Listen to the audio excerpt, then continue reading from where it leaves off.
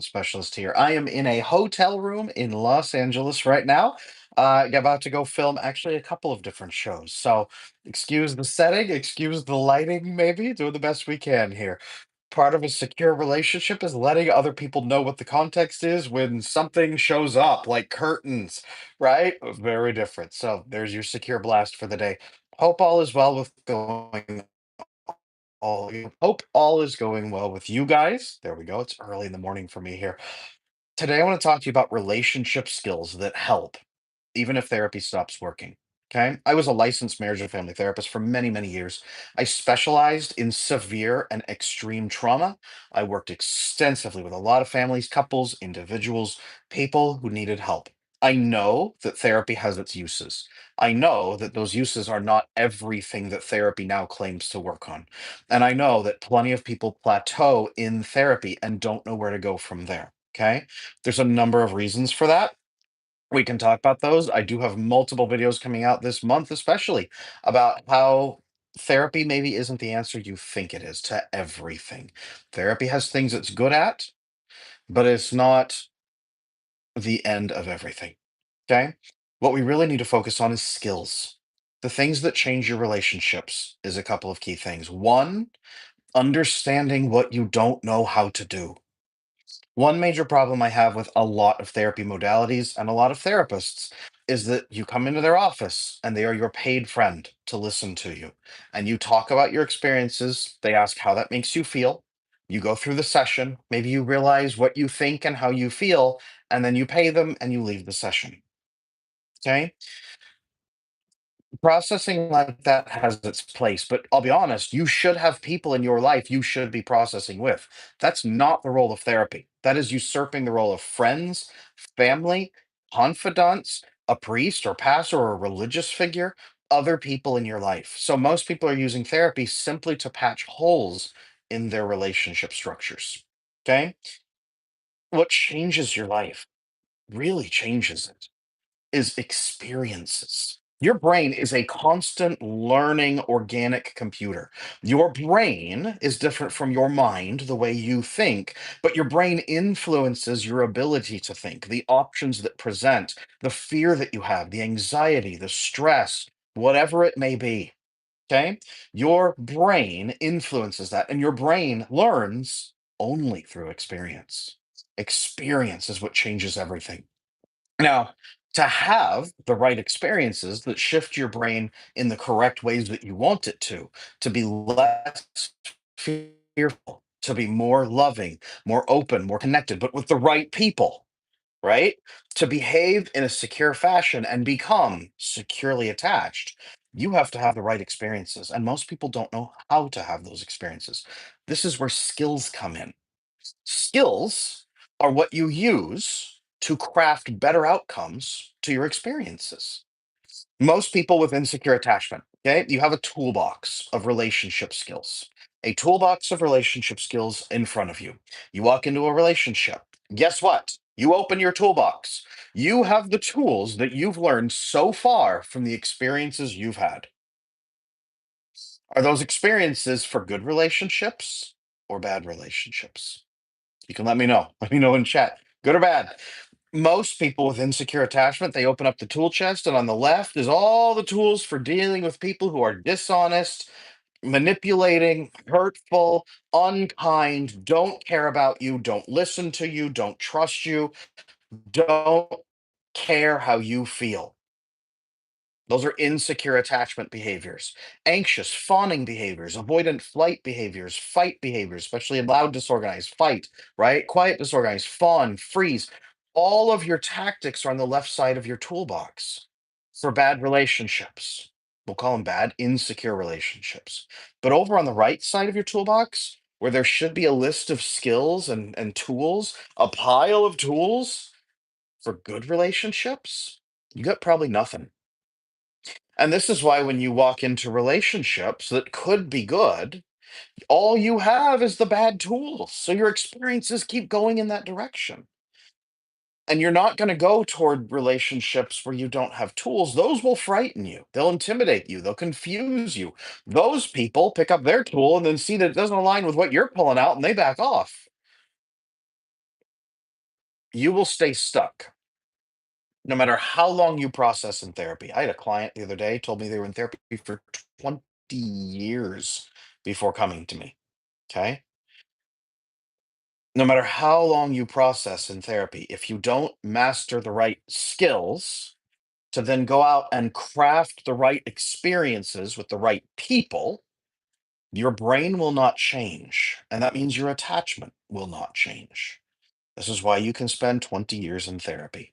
If you pay $100 a session for therapy out of pocket, say it's your deductible, and if you pay that across a year every week, let's say you take 2 weeks off, that is $5,000 per year. At 20 years, it's a lot of money, you guys. It's a lot of money. It's $100,000 over 20 years to not get better. 100,000 years and 20 years of $100,000 and 20 years of suffering to not get better. Okay, this is for if what you need is better outcomes to your experiences through better skill use. What are some skills that you should be mastering?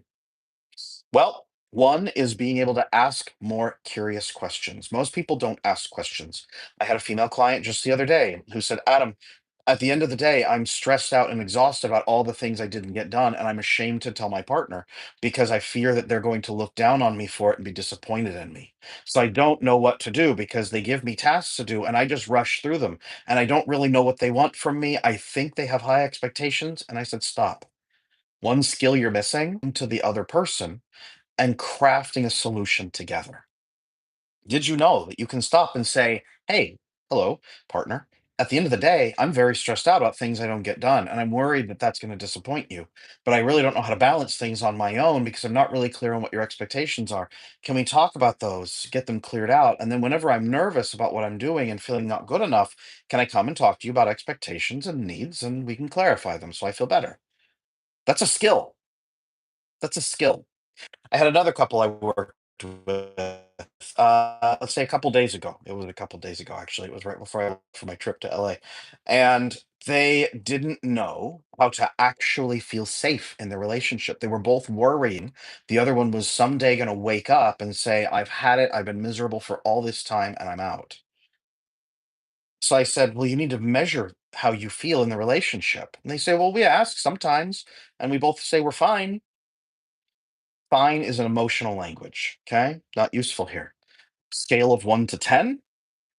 In our relationship, how are you feeling? How are you feeling in our relationship? Not about our relationship and not about me. How are you feeling in our relationship on a scale of 1 to 10? By the way, your nervous system wants you to be at a 7. Your nervous system doesn't want you to be 10 out of 10. If you try to make your partner 10 out of 10, they'll leave. It's way too much pressure for both of you.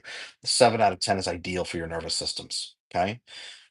If you can tag at 7 out of 10, both of you can relax. If you ask your partner how they're feeling and they say fine, you're probably more stressed out than ever. Ladies in chat, let me know. Is fine stressful? Guys do, right? Exact measurable language is a skill. There's a lot of communication skills that people don't master. And so they don't know how to work together. Another one is co-regulation. Avoidant people don't know how to do this, so they run away. This is actually why they pull back and run away, is because when they get stressed out, they think they have to go into their dark little cave and hide until their stress is done so that nobody makes it worse and so that they don't make anybody hurt. They don't hurt anybody by accident while they're stressed out. They don't understand that they can co-regulate and calm and soothe with somebody else to become calmer and more productive. That's a skill. Co-regulation is actually a lot of skills. There's a lot of skills inside of co-regulation. Calming your nervous system on purpose through physical means is a skill. Being able to regulate yourself in 15 minutes is a skill. Did you know that the research says that if you enter a relationship conversation at 100 beats per minute with your heart, if it's 100 beats a minute per or up, if you're stressed out basically, and you go into a conversation, you have a 96% chance of that conversation going very badly. 4% chance it goes mediocre or better. It's not good odds, you guys. Did you know that you can correct that by managing your stress level and diminishing that to be within the safe range and stay calm with self-regulation skills, then step into the conversation, co-regulate together, align on goals together, and then communicate and articulate effectively, and then craft a mutual solution and build a great bonding outcome that bonds the two of you, that then teaches your brain that that person's safe and cements a good experience. Did you know you can do that? There's a lot of skills you're missing. There's a lot of skills. Okay. There are so many things that you can be doing differently. Unfortunately, a lot of therapy models won't teach those to you. A lot of therapists won't teach those to you. Okay. Processing your feelings in therapy for 20 years is not really going to help you. It is going to teach you how to think about thinking. Your brain doesn't care about thinking about thinking. Your brain cares about the experiences you're having. So if you're trying to improve your relationships, fix your attachment, become secure, diminish your anxiety, and live every day calmly, peacefully, and in a fulfilled way, that's where things get better. Okay. Experiences, though, are needed for that, and skills are needed for that. This is why me and my team of coaches hammer on skills, skill training, because I don't want somebody sitting with us for 20 years and saying, I still feel as bad as I ever did. Now I know how to think about thinking, but I still feel bad. Skill training. Everybody at home, here's what I'd love you to do. I'm a big fan of homework. In my coaching practice, we give homework. Here's some homework for you right now as you're watching this. Okay. I'm going to get ready for my podcast. While I'm doing my podcast, I want you to be doing this homework. Okay. Write down a list of places in your life where you are uncertain how to say something, uncertain how to convince someone, uncertain how to articulate your feelings, uncertain what your needs are, uncertain how to manage your emotions, uncertain how to regulate your nervous system, uncertain how to reach mutual outcomes with people, uncertain how to identify the right partners for you and sort them out from the wrong partner, uncertain how to go through dating with intention toward commitment and maybe marriage, uncertain how to talk to your partner about challenging topics, uncertain how to discuss sexual concerns or trauma or pain or hopes or sadness or dreams or vision, uncertain how to move through the phases of commitment with somebody that you care about. All of these are skills. Make a list of places you are uncertain. What we need to do is map the right side of your toolbox where the empty spots are. You know, it's really cool. When you have little toy tool sets for kids, they usually come with tools, but they come with cool outlines of where the tools are supposed to be. So if you look at a kid's toy toolbox while it's empty, there's all these outlines of tools that are missing. And the kids are taught to put the shapes where they go. Your toolbox doesn't have outlines right now, but the homework you're about to do is going to show you the outlines that are missing. See? We need to map the outlines of the tools that are missing so that you can start filling those spots. I want your toolbox on the right side to be overflowing so that you can craft incredible, secure relationship experiences that permanently change your brain forever. Do this piece of homework for me, okay? Do this piece of homework. Understand where your skill gaps are. If you need some help with that, you're welcome to email me and my team. We are support at adamlanesmith.com, support at adamlanesmith.com. We have so many ways to help. We have self-pacing things with the courses you can go through. Those are extensive skill trainings. We have coaching. We have all kinds of things to help you. Okay. Support at adamlanesmith.com. But first, today, sit and map out your specific structures. What is missing? Where are your gaps? Outline your tool gaps, and then you can start plugging away at them. Guys, I got to go. I have to run. I got multiple shows to be on today. I am so excited to share these with you in the future. It will be incredible. I've got more coming soon. It is a joy and a privilege to be able to go talk to people about attachment, to bring attachment to so many people, and hopefully, like today, to show people that there are answers and ways to move forward. We need to have hope that change is possible. It just takes the right skills and the right experiences. Take care of yourselves, do your homework. I'll see you guys soon.